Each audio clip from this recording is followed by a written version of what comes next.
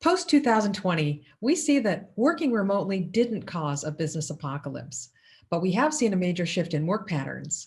On our panel today, we discuss changing attitudes and behaviors and some of the things you'll want to consider to avoid problems. I'm Lisa Ellen Smith, and this is Focus on Business.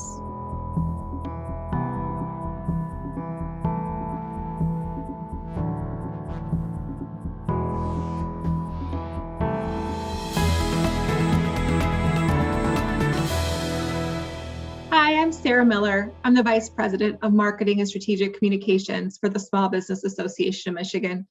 And as you can see, I'm still working remotely. Now, remote work is currently the norm for many small businesses, but business owners are also considering what remote work might look like in the future. Positions previously thought unable to perform remotely have proven successful in endeavors over this past year. And in fact, a recent Pew Research study reported that nearly 90% of people who have been able to work from home never want to go back to the office full time.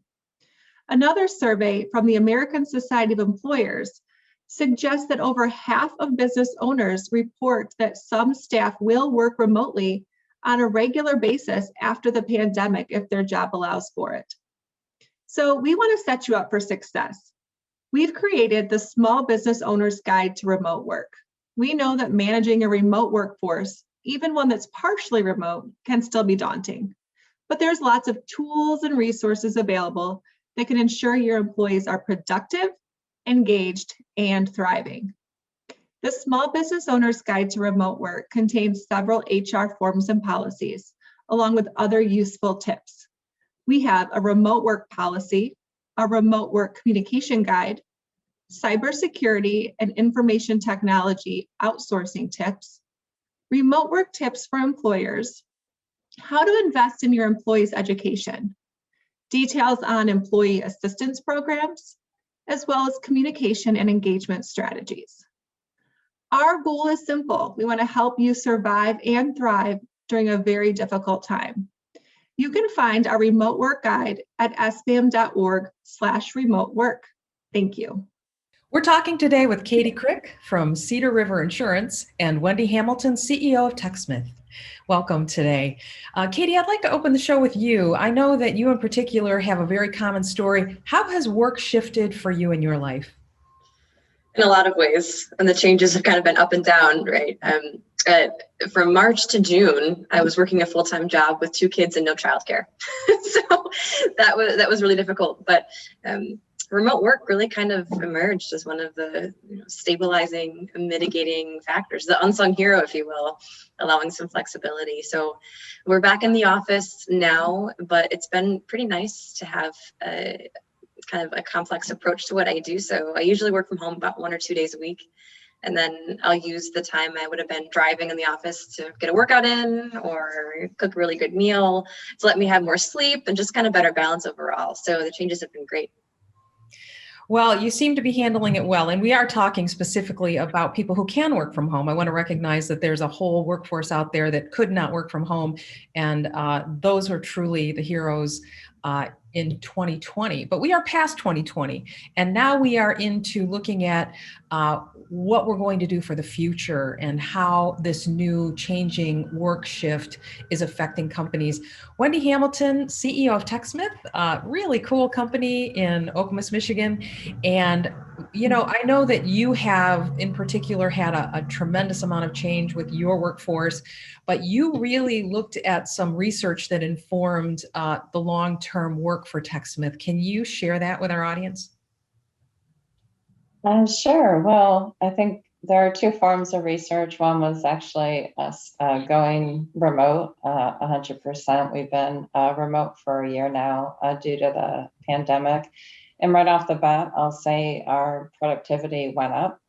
We had a lot of customer demands on us with this time, and there's probably no way we would have kept up with the extra workload without having gone remote. What we've seen in the research also confirms that individual roles tend to be more productive remote. There is some mixed feedback, however, on team collaboration, innovation, and even employee retention. And a year later, we are starting to see some costs of going remote that we're managing. But overall, it's been quite successful for us. Can you share those costs with us? Sure. We have some fraying around the edges with communication, emotional fatigue. Things are less fun. Fun was a big part of our culture. So that productivity maybe came at the cost of some relationship building, some a little downtime with friends.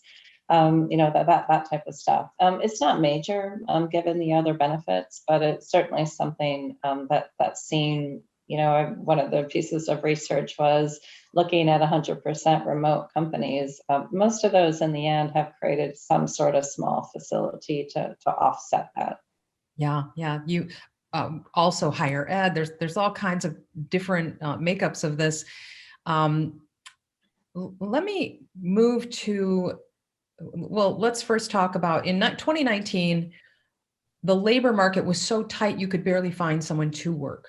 And we were still in that mindset of you've got to be on site if you're going to be part of my staff in a lot of ways. There were some really smart folks who weren't doing it that way out there.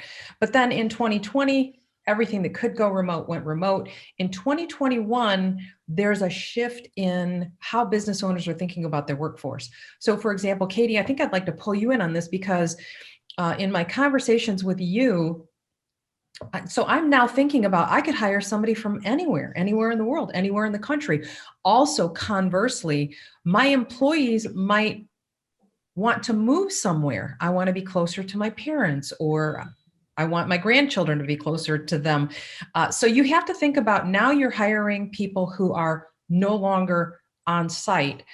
For example, I personally decided to work in Florida the winter of COVID, and that was a whole other thing. So Katie, what are some of the things that you have to think about when you're hiring people who aren't working on site and maybe in a different state even? That's a great question. And there are a couple of things. Probably the most prevalent thing to talk about right away is the difference in workers' compensation laws. This has really been surprising my clients. So workers' compensation is a statutory insurance policy, right? It's required by law, but every single state has a different law. And every single insurance company has slightly different capacities to address those changes and differences. It's been referred to as a patchwork landscape, and that's really accurate. So taking Florida as an example, in Florida, if you have 4 full-time employees, you have to have a workers' compensation policy. But in Michigan, you only have to have 1 full-time employee to have that requirement. So it's really important that as you're considering hiring people from Oregon and Maine and Wisconsin, that you're also educating yourself in the workers' comp laws there, and also figuring out within your insurance policy what needs to change. So the last thing that you want is to have there be a claim and have an uncovered employee, or even just experience a fine. Nobody wants that either. So those fines would come from the state itself? Correct. Oh, okay, gotcha. Well, yeah, that's one of the things about running a small business that I've always felt was just an unhappy accident, is I have to figure out things like insurance and government policy and HR and taxes and things like that. So I appreciate that. And it has absolutely shifted. I'm considering all different kinds of things. I know all my friends who own businesses are, but one of the reasons why I'm considering it is it does affect employee wellness and happiness. And employee wellness and happiness is a shift in a whole way that many of us have never considered. What does this mean? And I know, Wendy, you looked at that kind of data pretty specifically. Yeah, our whole reason for going remote was we had already started that process. We are experimenting with what we called work from home Wednesdays or wellness Wednesdays. It definitely does improve employee well-being. And now that our employees are remote, they're telling us it saves them money. It saves them time. It creates a more work-family balanced lifestyle. And we're a family-owned company, so that has always been important to us. So according to Flex Jobs, this was all the way back in 2018 with 3,000 respondents. 86% of professionals said that they think flexible or telecommuting would help them save money, something I had not considered. And then the same percentage of people said it would also allow them to reduce their stress. 79% said a job of flexibility would have a huge improvement or a positive impact on their quality of life. So happiness and money. That's two pretty big buckets to consider. And that at least some flexibility would be a major expectation for the workforce moving forward. I have no idea. I think everyone is grappling with what does the future hold. I do know in terms of money savings that as an owner, and this is something probably that employees are not, it isn't on their radar screen, thinking about paying for office space has a whole other set of information. In fact, Katie, I think, are there implications? So for the year of 2020, having had a building set idle or unused or leased, are there any kinds of implications of that? Do you have to do anything? In terms of like proper maintenance of the building, if you're still a business owner and you also own the building, but you're not operating out of it, yes, you still need to make sure that you're coming and checking on the location, making sure the water's running and the electricity is going. You can have a claim denied, a property claim denied, if you have not been taking care of the building and say a tree falls on the roof or a lightning strikes it or something like that. You really want to avoid the appearance of vacancy, and you want to avoid vacancy in actuality as well. It's important. I know that TechSmith was thinking about new office space and highly anticipated new office space. Yeah, you're a pretty cool company, and I imagine that office space was going to be just very fun to live in, right? Where are you with that for post-COVID? Yeah, we're planning on moving forward. We're building a brand new 60,000 square foot facility. The major change for us in all this is we're embracing a partial remote policy, and we're expecting more remote use of the workforce in general. So we actually downsized the building from what we were originally intending. Every so often we say, oh, could we just stay 100% remote? It certainly is sort of that tempting little devil on the shoulder, I guess. But the bottom line is there's a big difference between allowing remote flexibility in the workforce and requiring all your employees to work remote. We know that won't be preferred by 100% of employees. And we're an entry-level recruiter. People in college and internships or just out of college don't necessarily have environments at home that are conducive to the kind of work we do on the phone with the customer or heads down for long periods of time where you need to focus.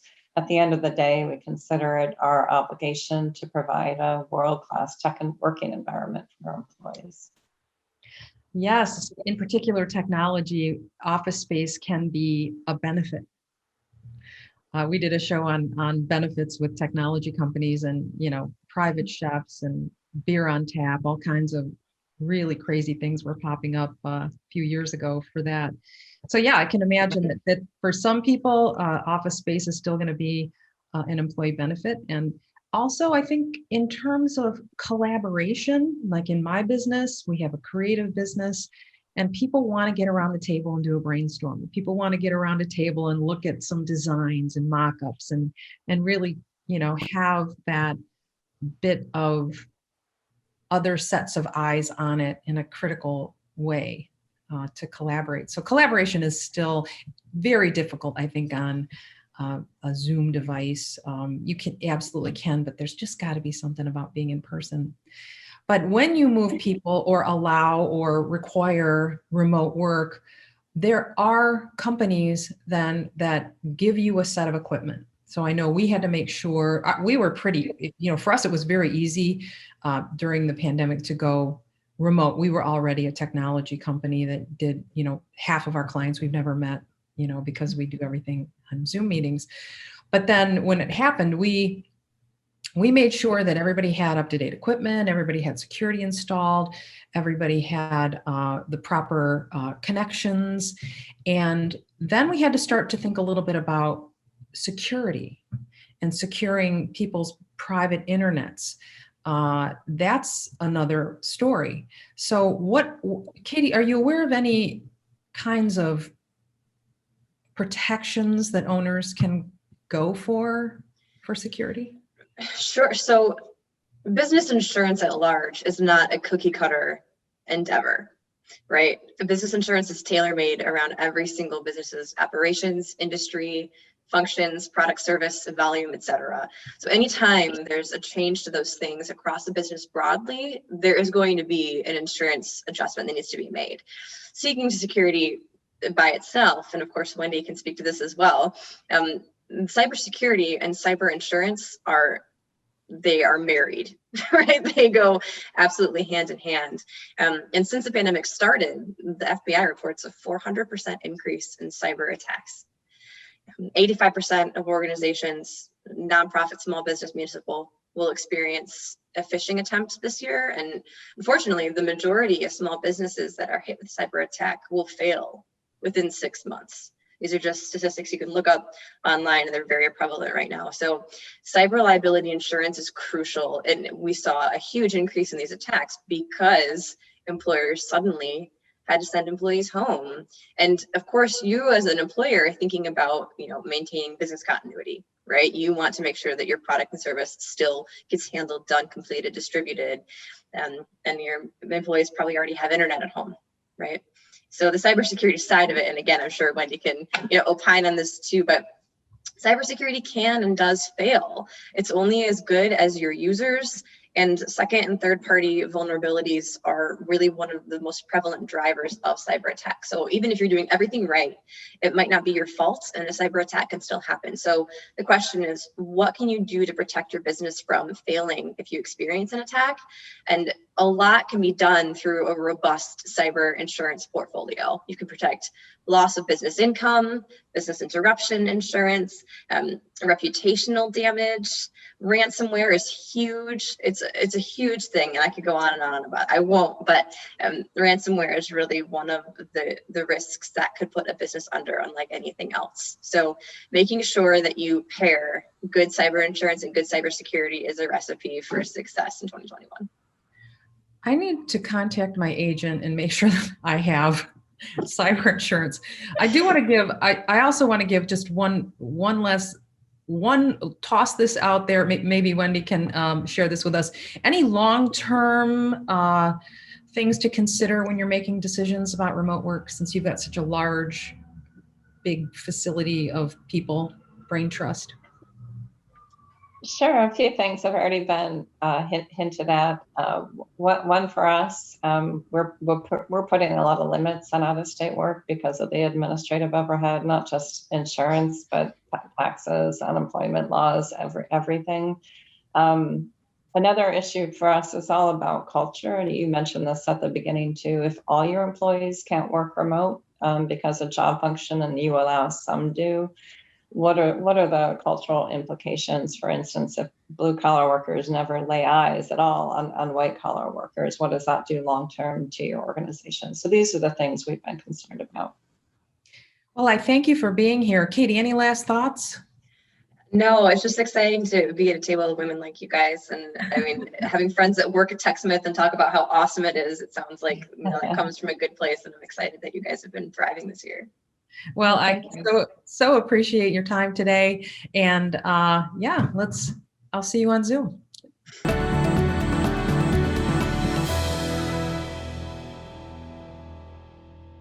Hi, I'm Katie Crick from Cedar River Insurance. Today on Focus on Insurance, I want to talk to you about the differences between general liability and professional liability.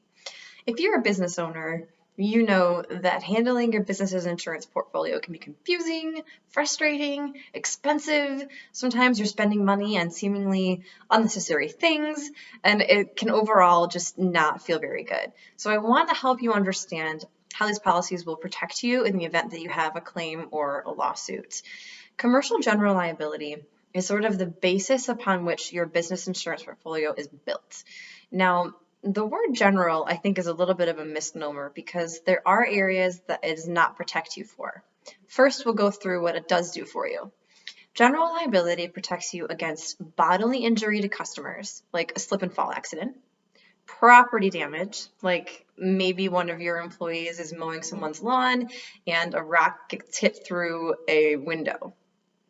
Advertising injury, which could be considered like a copyright infringement, and reputational damage, libel, slander, accusations that what you do is causing harm to a competitor's product or reputation. These are all important things to have, and sometimes the GL or commercial liability policy will have bells and whistles too that you need for your business as well. But you'll notice that I did not talk about protection for the service that you do. So if you're a professional and you provide advice of any sort, you could be sued for making a mistake, or if your client follows your advice and something goes wrong, giving bad advice. Think of a business consultant whose job it is to help nonprofits write grants. Maybe that consultant has missed a paragraph or two, and as a result, the nonprofit does not get that grant. Or you're an accountant or a person who needs to work with numbers and you've done a calculation that is not correct. All of those things could result in a lawsuit against you. So professional liability is the coverage that will protect you in the event that someone is accusing you of making a mistake that caused harm to them financially. In both cases, what covered for you is legal fees, court costs, attorney fees, expenses associated with defending yourself. Even if you didn't do anything wrong, being accused of doing something wrong can be expensive for you. So commercial general liability and professional liability are both really important to have in your business insurance portfolio. I hope this has helped. Focus on Insurance, brought to you by Cedar River Insurance.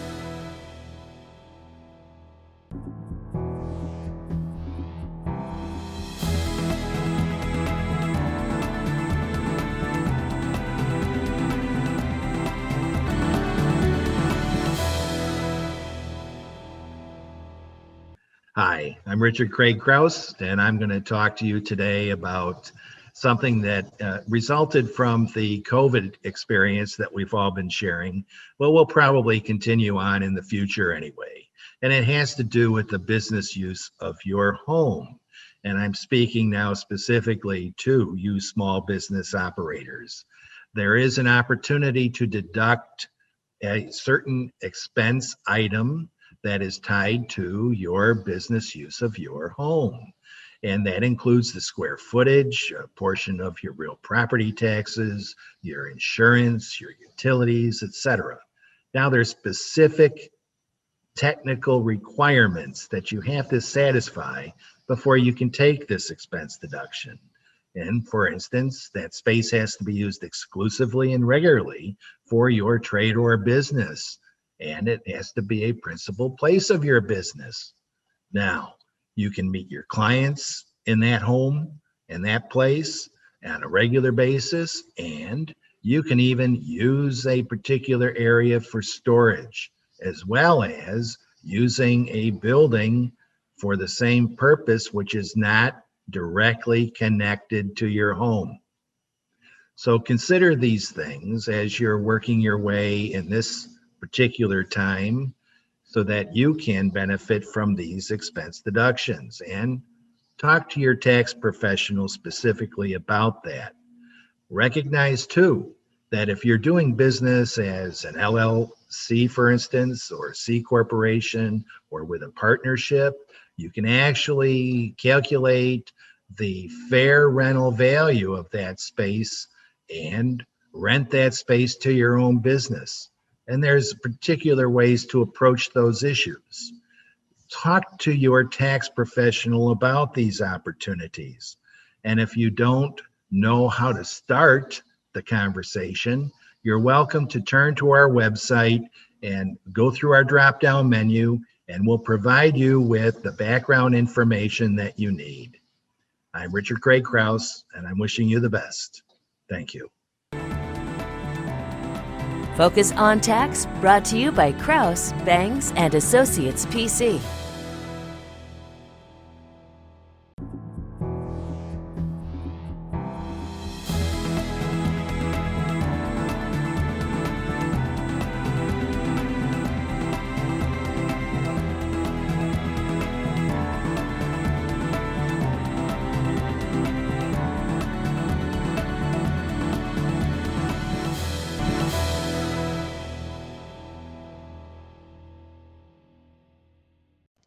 This is Denise Policella with Focus on Legal. Now, the pandemic may have forced remote work on us, but now that we're starting to come out the other side and remote work orders will soon be lifted, it is time for employers to start considering adding remote work into their long-term planning and practice.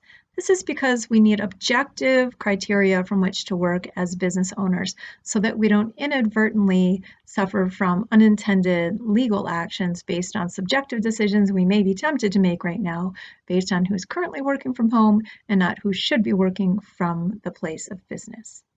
The first thing you want to do is add an objective definition of remote work to your employee handbook.